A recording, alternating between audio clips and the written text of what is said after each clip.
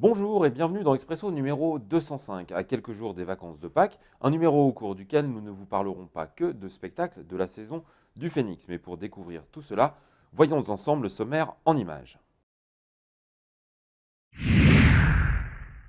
Dorothée nous parlera tout d'abord de Histoire du Tigre, cette magnifique pièce de Dario Fo qui sera pour nous tous l'occasion de découvrir un comédien exceptionnel, Grégory Nardella.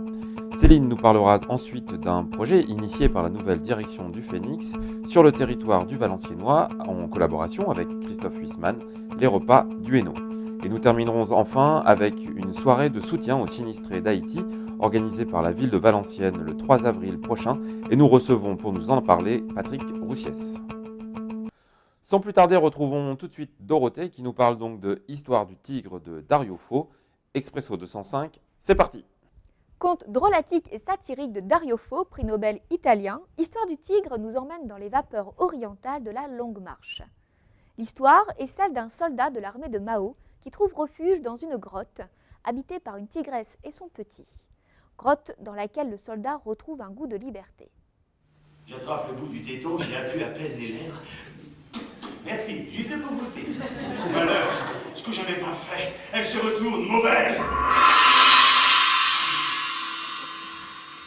Oui, parce que les tigres, gare à qui fait l'affront de refuser leur hospitalité. Ça les rend sauvages. J'attrape vite le téton.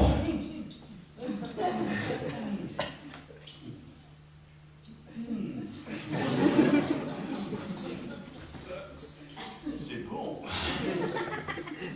Non, c'est bon le lait de tigre. Cette rencontre improbable est décisive, car avoir du tigre, selon la tradition chinoise, signifie résister. Et la résistance, selon Dario Fo, est un duo délectable d'humour et de provocation. Au lieu d'aspirer dans la mamelle, j'ai soufflé dedans. Ah, un ballon gros comme ça.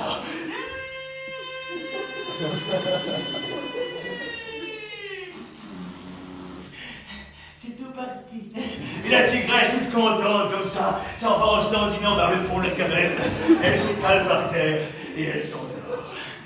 De cette mise en scène minimaliste se dégage une grande force qui n'est autre que celle déployée par le comédien, véritable bête de scène jonglant avec les rythmes, les sons et la langue pour faire de ce théâtre une incroyable épopée. Une histoire désopilante et grave, magnifiquement jouée par Grégory Nardella, Histoire du Tigre est une très belle performance qui se déroulera au Phénix le 1er et le 2 avril. Gourmand des mots, gourmand tout court, bienvenue dans l'univers des repas hic du nom de son inventeur Christophe Huisman.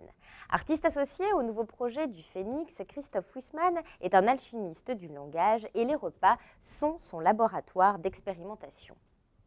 Avec lui, nous organisons une dizaine de repas avec des groupes de publics totalement différents. Des supporters, des entraîneurs du VAFC, des avocats, des médecins, des jeunes, des habitants des quartiers et les accueillis de la boutique Solidarité sont conviés à prendre place autour d'une table pour partager un repas. Les conversations enregistrées deviendront ensuite la matière première d'une pièce de théâtre. Auteur, acteur et metteur en scène, Christophe Huisman s'intéresse avec ce projet à la parole des gens et à l'attitude qu'ils ont face à leur propre vie. Parallèlement à cela, Christophe Huisman mène un travail en atelier avec un public amateur. Ensemble, ils préparent la présentation d'une version déjà écrite des repas hic.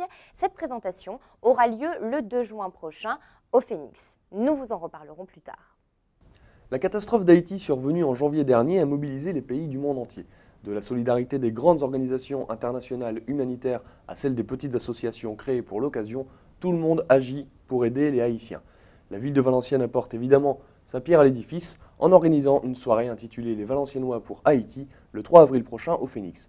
On écoute tout de suite Patrick Roussiès, adjoint à la culture de la ville de Valenciennes, qui nous donne tous les détails de cette soirée à placer sous le signe de la solidarité.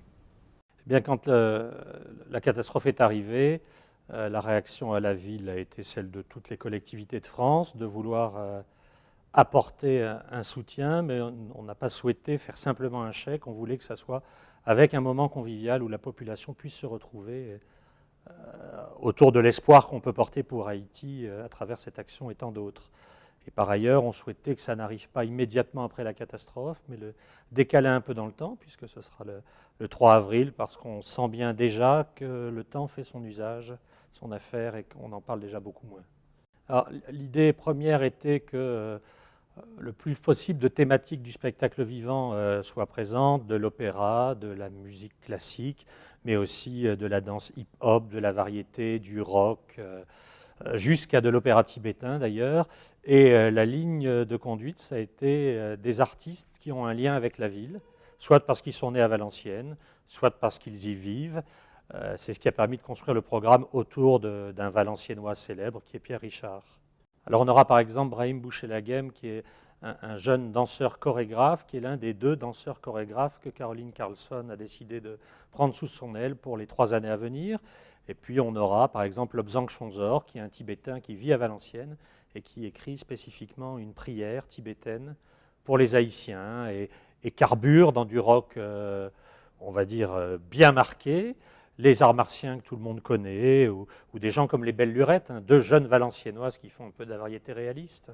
L'un des principes aussi de cette soirée, c'est que personne ne demande 1 centime d'euro pour y participer, et ça veut dire qu'à la fois les artistes, mais les gens qui travaillent au Phénix, qui est un partenaire fort sur cette opération, mais les hôteliers-restaurateurs qui logent et qui nourrissent les artistes, les gens qui louent les pianos, l'imprimeur des affiches, enfin, personne ne prend 1 euro, ce qui fait que l'intégralité du chiffre d'affaires deviendra le bénéfice de la soirée, au profit de la Croix-Rouge, qui va flécher cette somme sur le traitement de l'eau, qui est l'un des problèmes forts suite à la catastrophe à Haïti.